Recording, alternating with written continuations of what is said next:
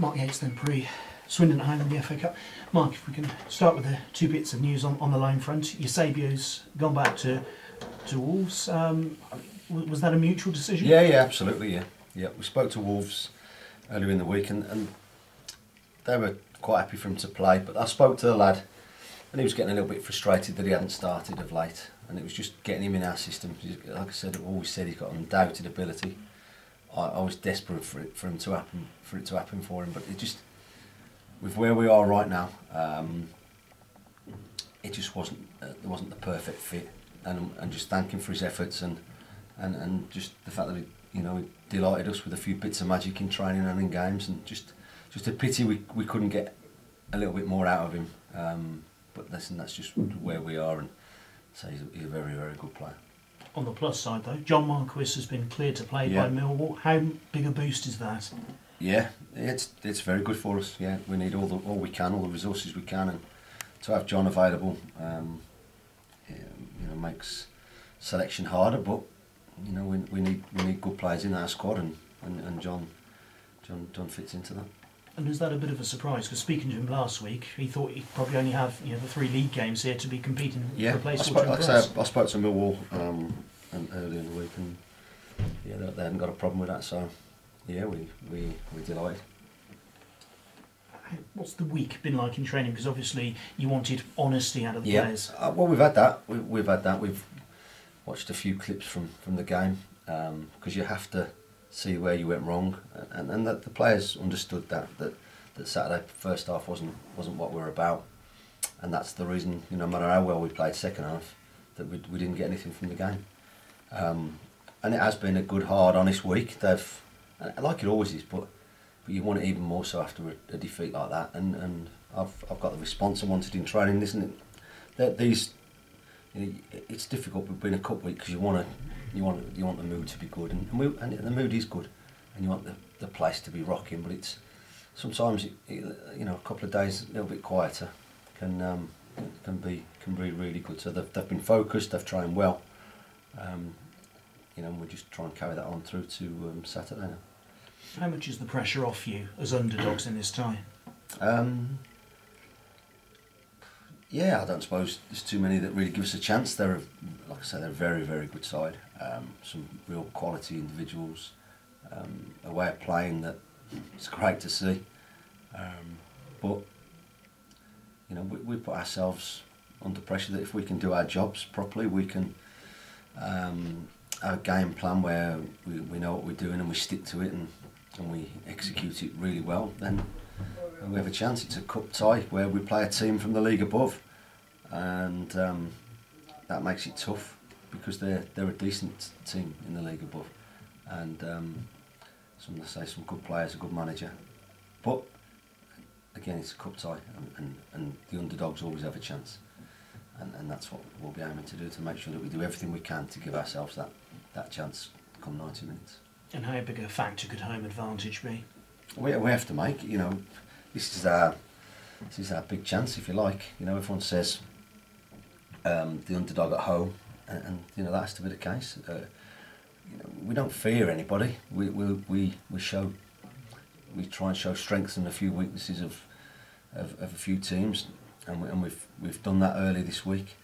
But the focus is on us now to try and make sure that all the good players they have and all the way they play, we make sure that we impose ourselves on the game and have a positive outcome come 5 o'clock on Saturday.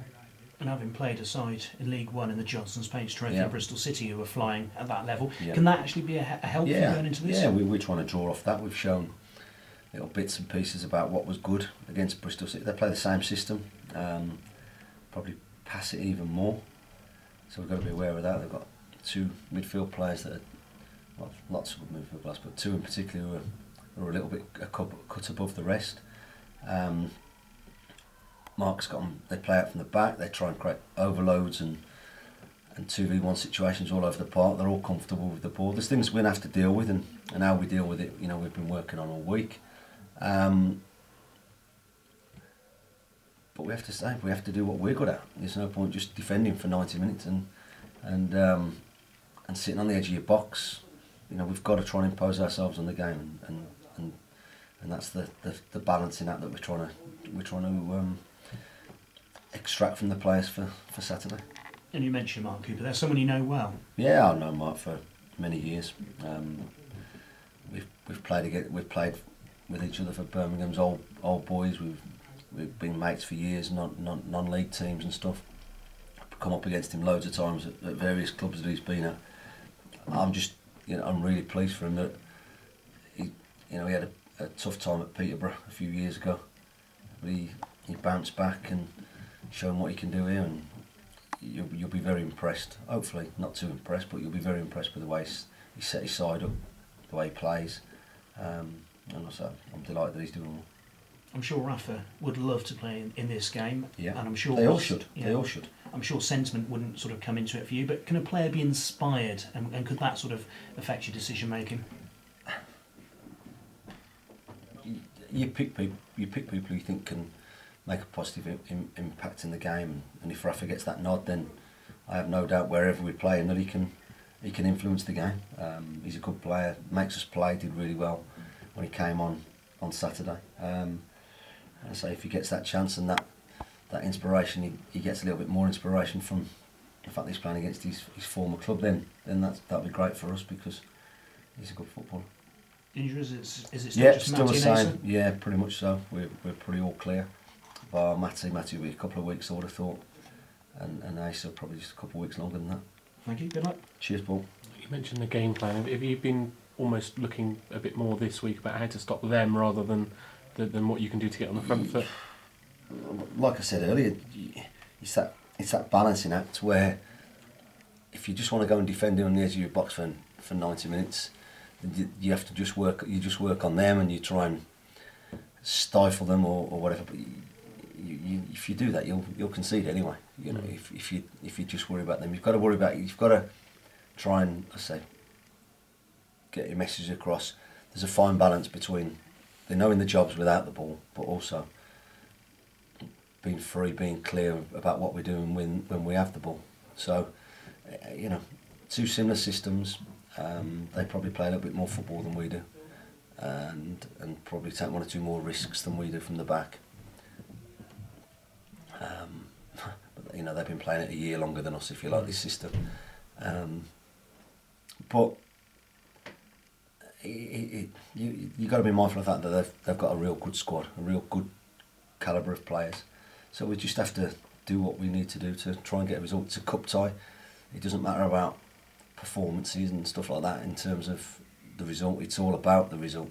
It's all about trying to progress through to the next round. Every club dreams of getting through to the third round at least. In our situation, we've been fortunate enough to have a couple of those over the last few years, but we've also seen the other side of it last year.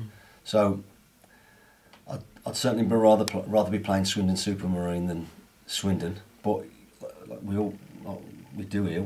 You get what you get, and we've got a really tough one. Probably couldn't be many tougher in the draw, but we always back ourselves and always go out there fighting. You obviously played in some great FA Cup games at Wadden Road. Think back to the Burnley game, the Oldham game that year. How important will the atmosphere be to try and to inspire the players to go that bit? Yeah, hopefully. I remember when Swindon came down here last time, when I think Paolo was in charge, and I think we'd beaten 1-0 with Stevie Elliott header from a set piece.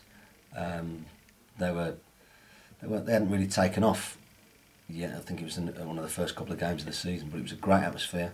We played really well, and they obviously went on to win the league that year, but we won 1-0 at home and lost 1-0 away when we should have won that game as well when Darryl missed the penalty. They brought a great following. They're a noisy bunch.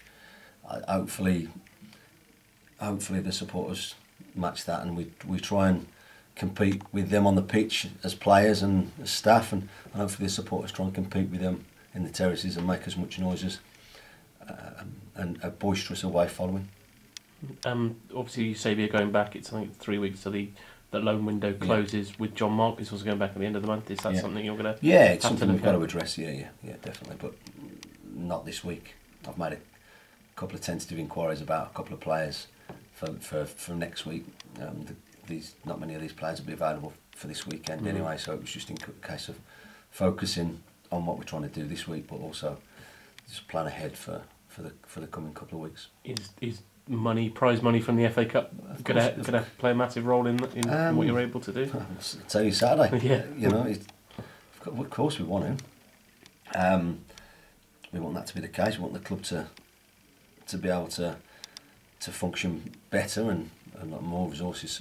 Of course that helps, but you know, we've got to deal with Swindon, and that'll be a tough job. But that's the plan right now. Okay. Cheers, Mark.